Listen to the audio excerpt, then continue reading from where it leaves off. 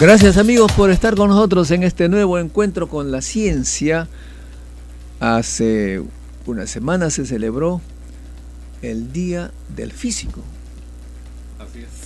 El Colegio de Físicos del Perú hizo una ceremonia muy importante en la que el doctor Víctor Latorre dio una charla, nos explicó un poco el avance de la física en el Perú, y el doctor Alcides López, presidente, decano nacional del Colegio de Físicos del Perú, también estuvo pues haciendo una demostración, una explicación de cómo va la física. Nosotros aquí en esta cabina hemos siempre promovido la aplicación de la ciencia y la tecnología en el Perú para resolver una serie de problemas. La física tiene pues amplio campo de actividad, poco conocida tal vez para el común de los mortales. Sin embargo, cuando alguien tiene problemas graves, por ejemplo, no lo quiera el Todopoderoso, como dicen, que a uno le dé cáncer, va a tener que pasar por los físicos. Los físicos actualmente planifican, aplicando el conocimiento de física y radiación, planifican la manera de atacar un tumor, pero también con los métodos físicos se hace un diagnóstico temprano de estas enfermedades. Ahora todo tiene que ver prácticamente con la física. En los años 80, cuando me encontraba haciendo mis estudios de posgrado en París, mis colegas físicos nucleares jugaban para mí con pequeños cajitas como lo que sería ahora el envase de Coca-Cola de aluminio. Allí ponían ratoncitos con computadoras, con equipos muy complejos. Les pregunté qué cosas están haciendo, qué están jugando. Estamos obteniendo imágenes del cuerpo del ratoncito interno, cómo funciona, cómo están funcionando los órganos, cómo se están transmitiendo las sustancias químicas, bioquímicas, generado por los alimentos, por el funcionamiento del cuerpo, y diagnosticar de esa manera si tal o cual órgano está funcionando adecuadamente para explicar algunos síntomas. Pero también nos permite identificar tumores pequeñitos y que luego con la misma radiación, con aceleradores o con máquinas, en esa época también fuentes de radioactividad, se van a atacar. O sea que los físicos parecían médicos, y cuando le pregunté a un médico qué piensa de este desarrollo, bueno, el médico me dijo que si su trabajo era simplemente diagnosticar una enfermedad, diagnosticar que hay un tumor, pero el que verifica y comprueba si tal es el caso es el físico médico. Una vez que el físico médico pues identifica físicamente el tumor, le da con la computadora la forma, encuentra la forma de este tumor, que en 3 dimensiones pues puede ser muy variado. El médico certifica que efectivamente puede ser un tumor y da una receta de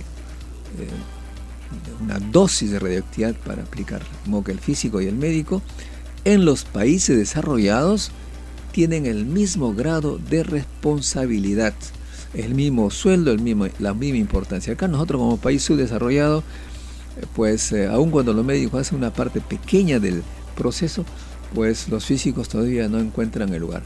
Increíblemente en nuestro país, como todo está atrasado, incluso ni existe el puesto de físico médico en el ministerio, en la plana del Ministerio de Salud. No existe, o sea, ¿eso cuál es la consecuencia? La consecuencia de que no exista el puesto de físico médico en la plana del Ministerio de Salud no permite, por ejemplo, que un magíster que se está preparando para la física médica, que lo hace la UNI, pueda hacer prácticas en los hospitales del Estado.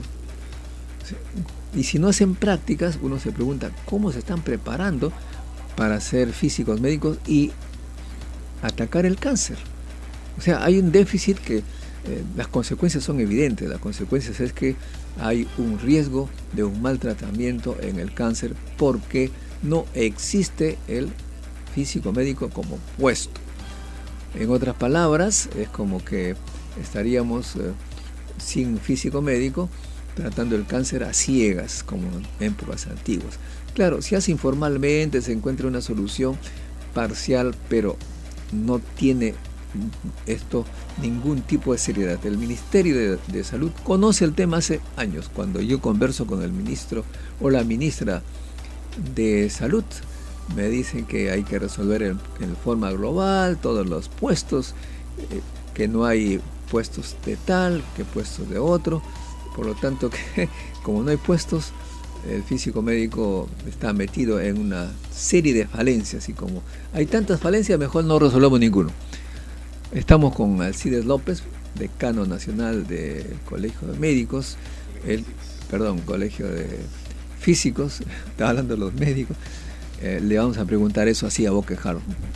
¿Qué piensa de esa situación del físico, tú que tienes colegiados de esa especialidad? Mira, es cierto lo que acaba de decir, pero también tenemos como problema identificado es el efecto, la parte salarial de estos profesionales, que son considerados, al no ser considerados como profesionales, son remunerados como técnicos.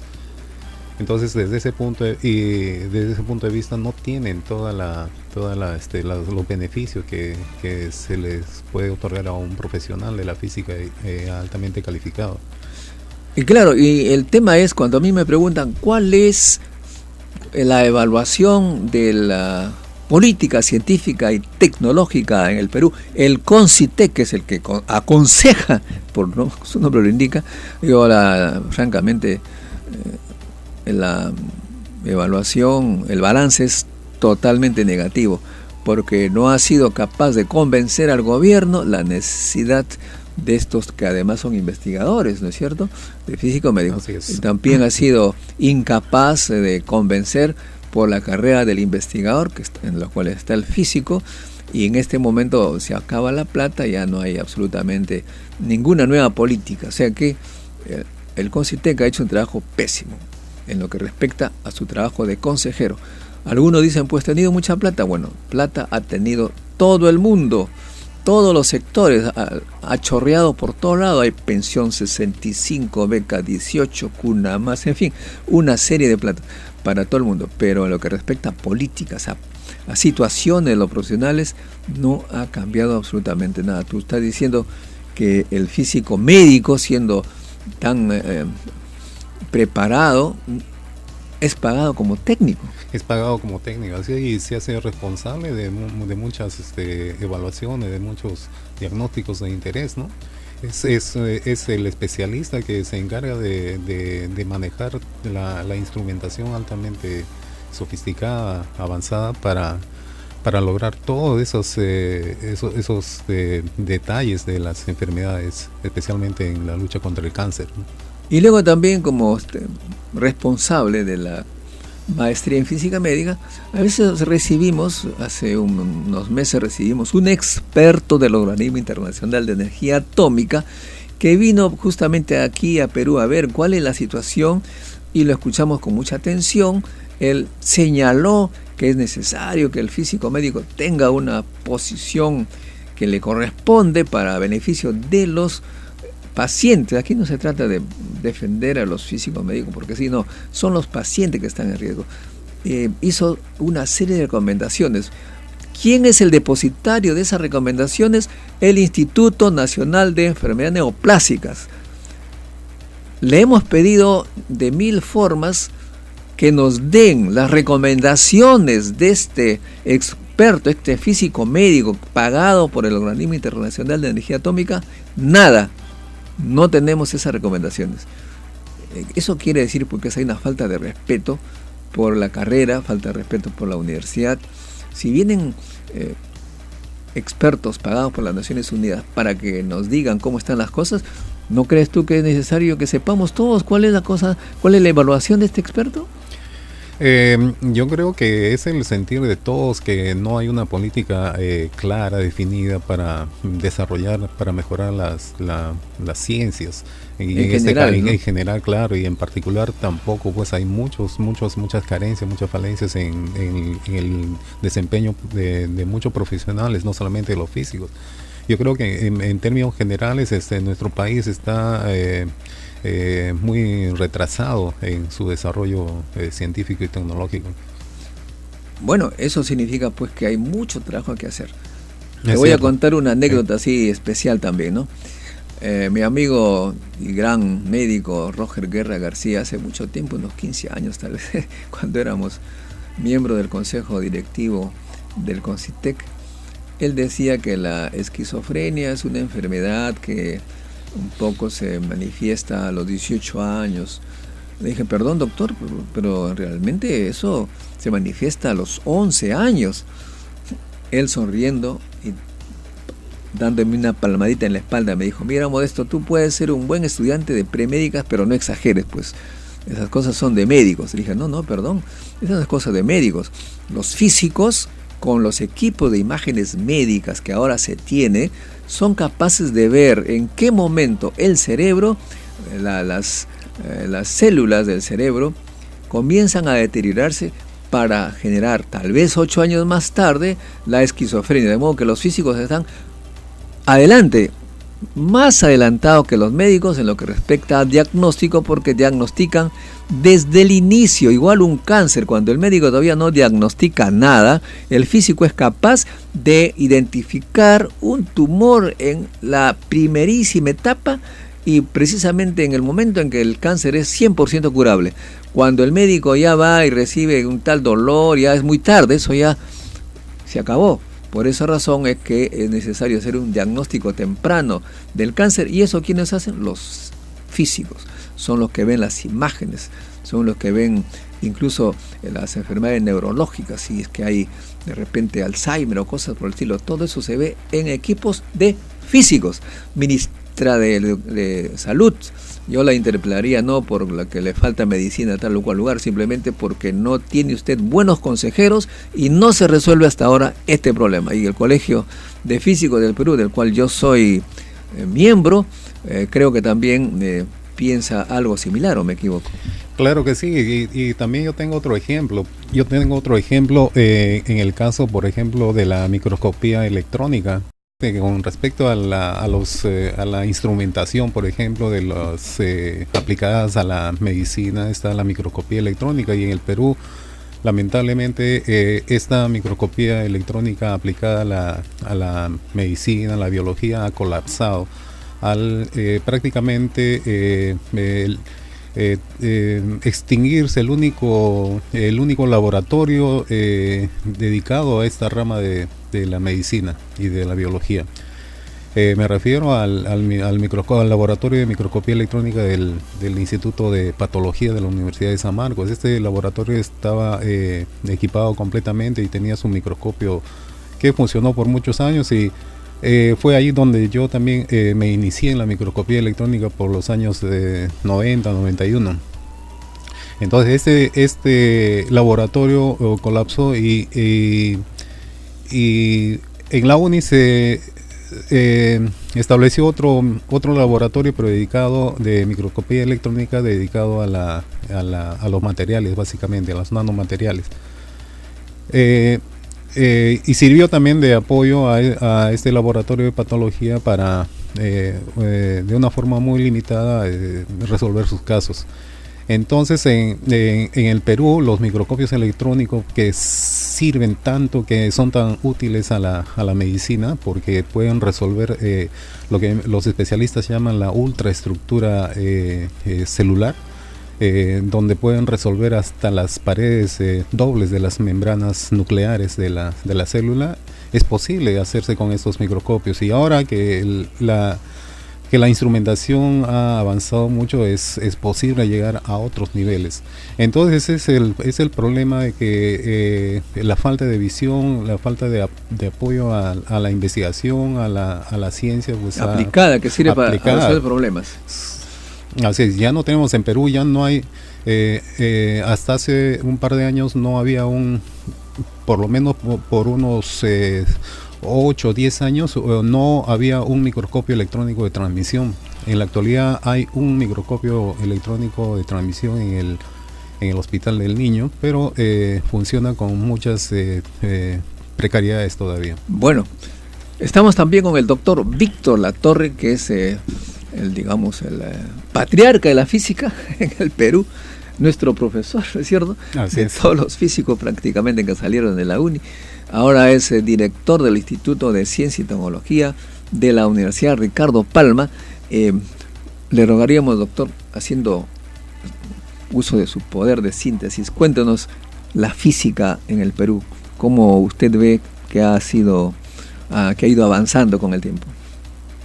Bueno, en primer lugar, hay que remarcar que por 1957, 58, salió la primera corriente de estudiantes peruanos al extranjero para estudiar física.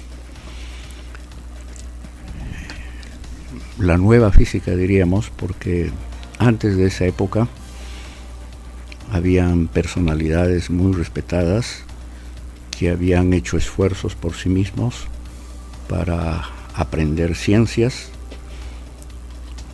Unos años más antes, el mundo estaba en convulsión por la Segunda Guerra Mundial. Antes de esa convulsión, Alemania era el país que lideraba el desarrollo de la ciencia y la técnica en varios aspectos.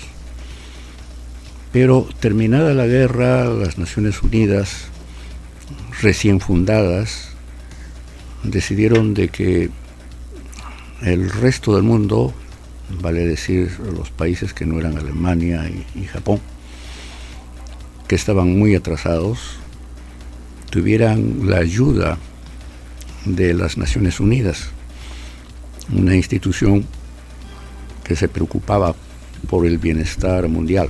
Y como consecuencia de ello, hubo un gran movimiento para proteger a los países donde no había absolutamente ninguna ciencia, a empezar a desarrollarla. La consecuencia de eso se sintió en el Perú ya por los años 52, 53, 54. Se comprendió allí que la ciencia, para ser desarrollada en un país como el Perú, tenía que empezar formando personal, su propio personal. Y fue entonces que el doctor Guzmán y yo en particular,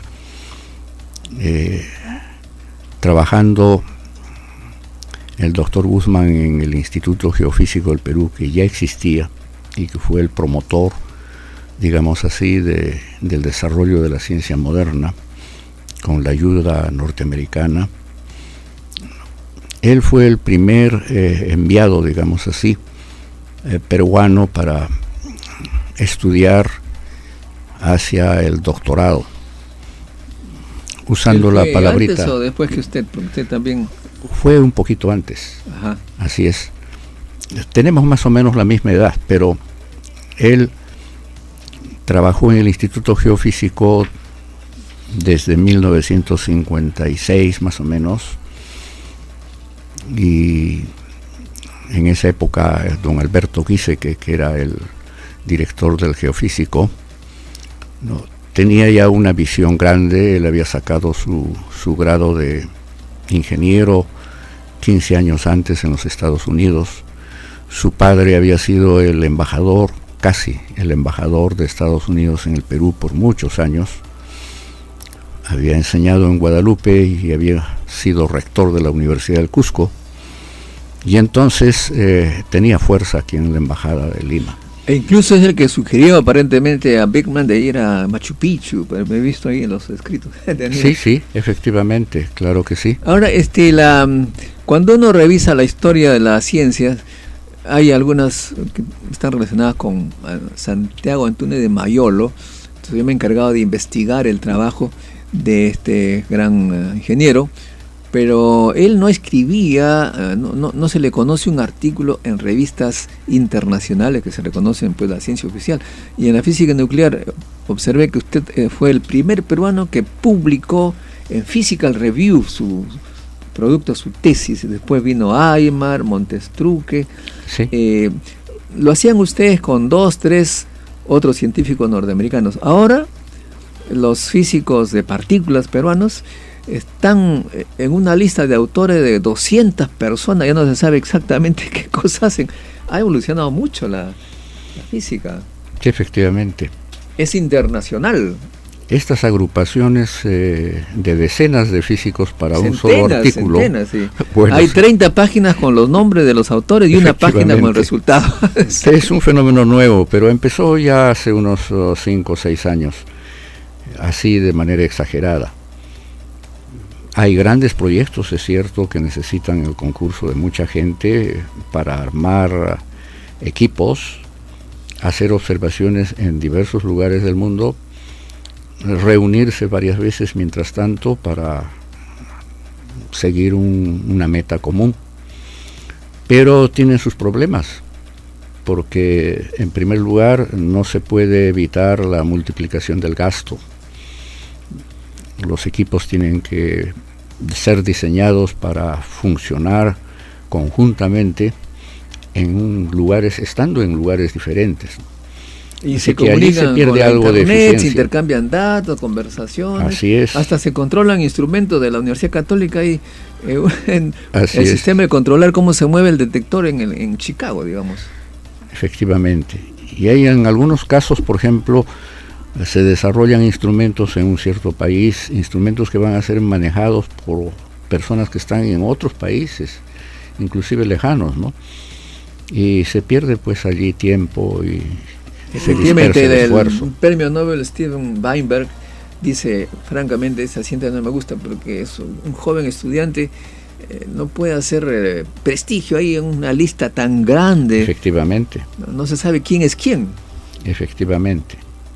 Así es, pero las Naciones Unidas por una parte fomentan, desde luego, con gran impulso el desarrollo de la ciencia, pero por otra se preocupan mucho por estas acciones conjuntas que a veces resultan exageradamente dispersivas. Sí, pues, pero también siempre hay ese debate entre los físicos, ¿dónde trabajo en el Perú?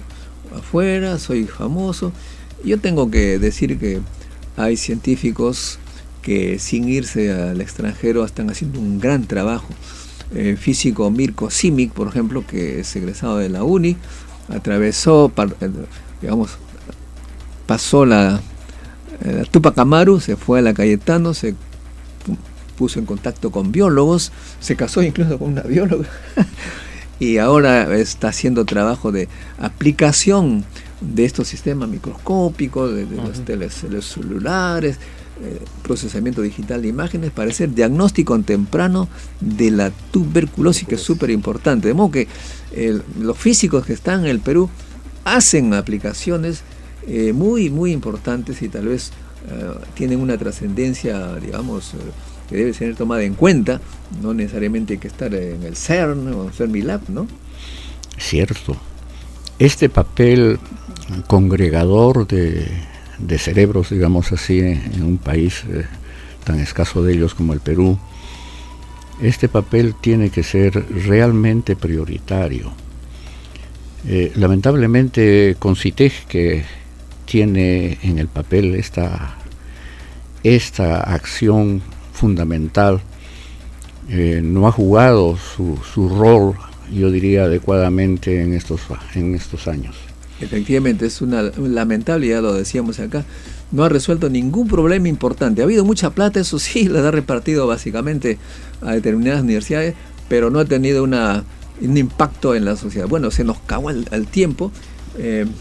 Permítame, antes de despedirnos, señalar que este evento, este programa, gracias a la participación del Semillero Científico CEPRESID y de la Universidad Ricardo Palma. El semillero científico del CEPRESID prepara científicos todos los sábados de 9 a 11 y de 11 a una, en el verano es en la Universidad Ricardo Palma, y luego cuando hay clase en esta universidad se hace en el Colegio de Ingenieros del Perú, Avenida Arequipa 4947. Debemos anunciar también que la Universidad Ricardo Palma, la UNI, el IGP, IPEN y diversas otras instituciones organizan el Encuentro Científico Internacional que va del 30 de julio al 1 de agosto. Hay que inscribirse de forma gratuita en www.encuentrocientificointernacional.org. Y hay una novedad, doctor Alcides, Sí, es ESI París. Estaremos en París el 21 de julio. El Encuentro Científico de París se realizará en el instituto donde trabajó Marie Curie y logró pues el descubrimiento de muchas cosas, y hay varios premios Nobel ahí. Y también vamos a pedirle también auspicio a la Universidad Ricardo Palma y a otras más para ver si suben a esta gran plataforma internacional.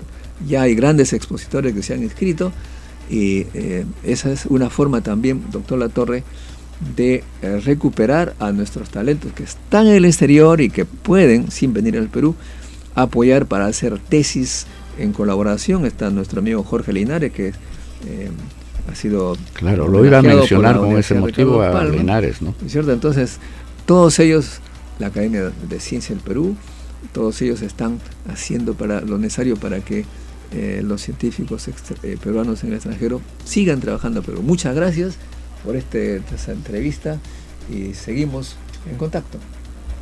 Perfecto. Gracias, Muchas así gracias. es. Gracias, doctor Latorre.